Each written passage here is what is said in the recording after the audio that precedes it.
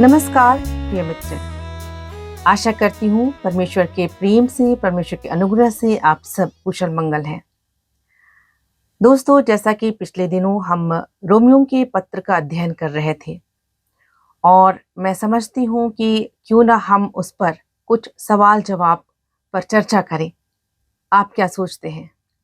क्योंकि जब हम अध्ययन करते हैं तो मेरे विचार से कि बिना सवाल जवाब किए अध्ययन करना हमारे लिए अधूरा रह जाएगा। बहुत सारे ज्ञान की बातों को शायद हम समझ नहीं पाएंगे और संत पौलुस अपने पत्र के द्वारा क्या कहना चाहते हैं, इन बातों को भी हम सही रीति से समझ नहीं पाएंगे।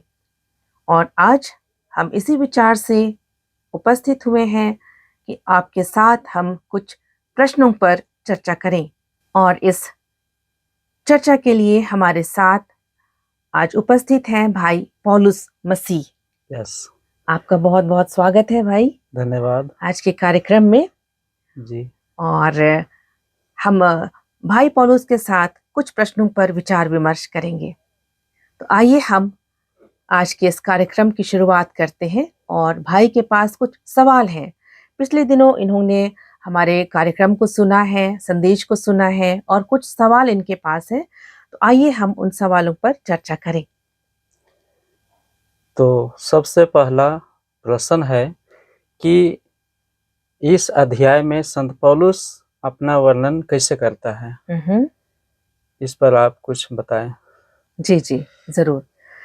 तो जैसा कि इनका प्रश्न है कि संत पौलुस अपने विषय में क्या वर्णन करते हैं।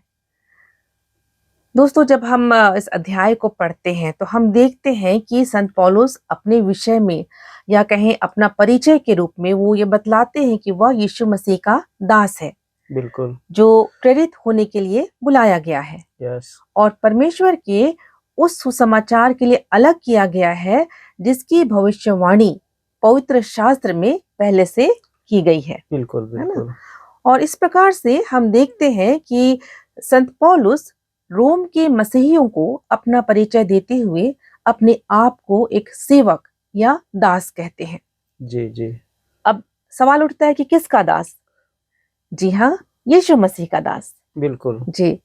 और इससे यह स्पष्ट होता है दोस्तों कि संत मसीह यीशु के प्रति अपना संपूर्ण घनिष्ठ संबंध और परम निष्ठा को बतला रहे हैं। यस, और जो यह है कि अपने जीवन में यीशु मसीह के स्वामित्व को और पूरे अधिकार को पहचानना।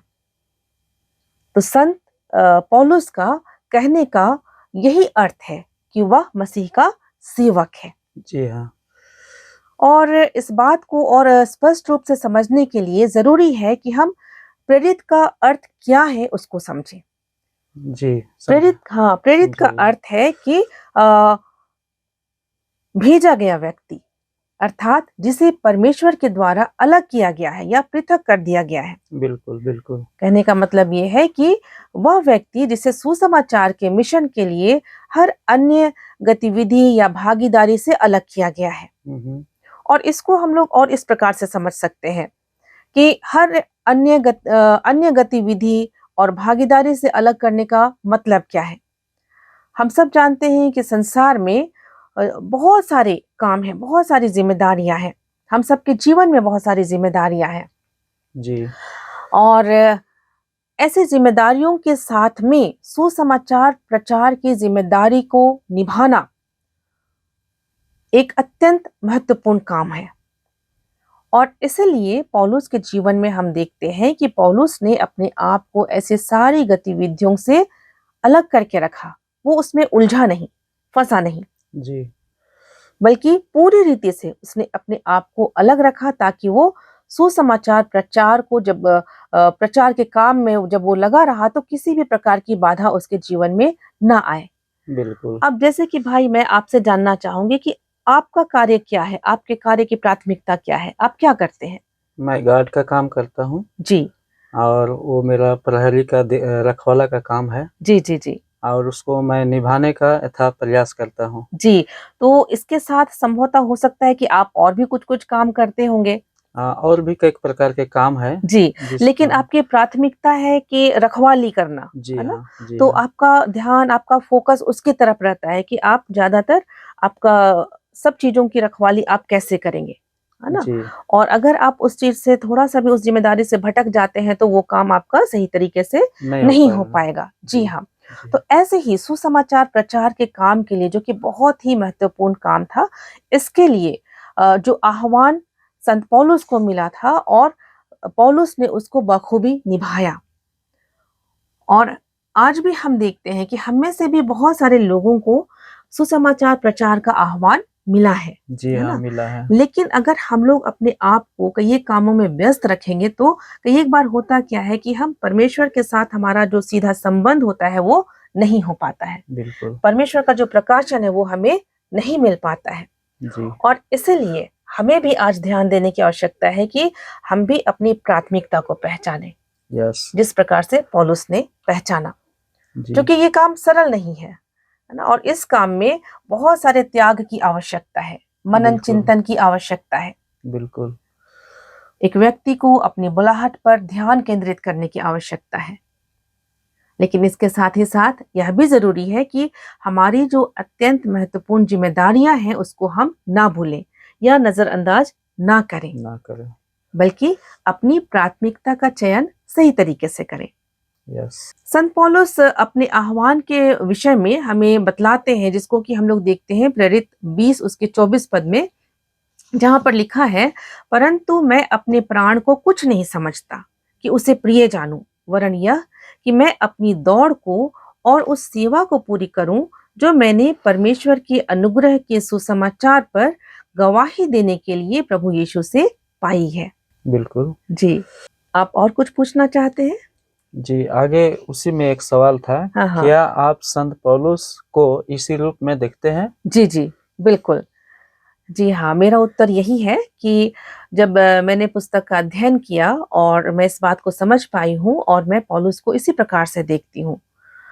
लेकिन मित्र, ये बात आप पर निर्भर करता है, और आपसे ये सवाल है कि आप पौलुस को किस रूप में देखते हैं? जी। आप इस पर ज़रूर विचार करें।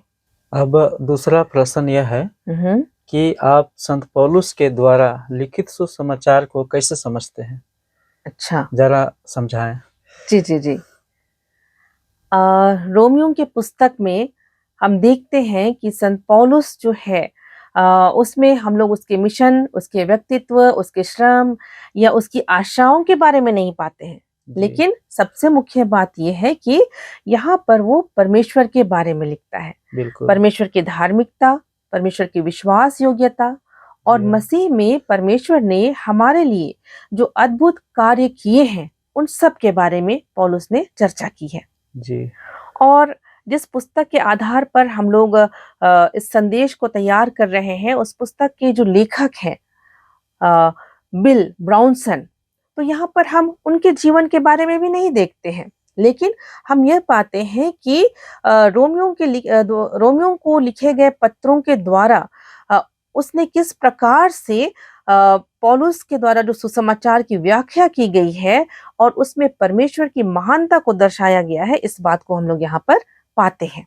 बिल्कुल। जी, और यहाँ पर हम लोग देखते हैं कि स्तुति गान से लेकर के अनुभव और विश्लेषण तक, आगे-पीछे हम बहुत सारी बातों को देखते हैं, और परमेश्वर के चमत्कार या आश्चर्य कर्म की बातों को भी हम देखते हैं। जी हाँ, और इस प्रकार से रोमियो का पत्र जो है वो बहुत ही प्रभावकारी रूप से जागृति, जीवन देने वाला, आनंद देने वाला, एक परिवर्तनकारी संदेश देता है। बिल्कुल। जी। आगे हम लोग देख सकते हैं मित्र कि इन सारी बातों का कहने का अर्थ यही है कि प्रभु यीशु ख्रिस्त के विषय में पूरी जानकारी परमेश्वर ने पवित्र शास्त्र में पहले से ही दी थी, और प्रभु यीशु के जन्म, प्रभु यीशु मसीह का पुनरुत्थान, स्वर्गारोहण और यीशु मसीह के दूसरे आगमन की जानकारी भी हमें सुसमाचार के द्वारा मिलती है। बिल्कुल। तो मैं आशा करती हूँ मित्र कि जिन प्रश्नों पर हमने चर्चा किया है, उन प्रश्नों के द्वारा आप पौलुस के विषय में जान पाए हैं कि किस प्रकार उसकी बुलाहट रही और किस प्रकार उसने अपनी बुलाहट के अनुसार जीवन जिया, और साथ ही साथ पौलुस के द्वारा जो सुसमाचार लिखा गया जो पत्र लिखे गए उसके द्वारा हम सुसमाचार के अर्थ को भी समझ पाते हैं। जी हाँ। परमेश्वर आप सबों को बहुत आयत की आशीष दे और आपकी रक्षा करे। आमीन। आमीन।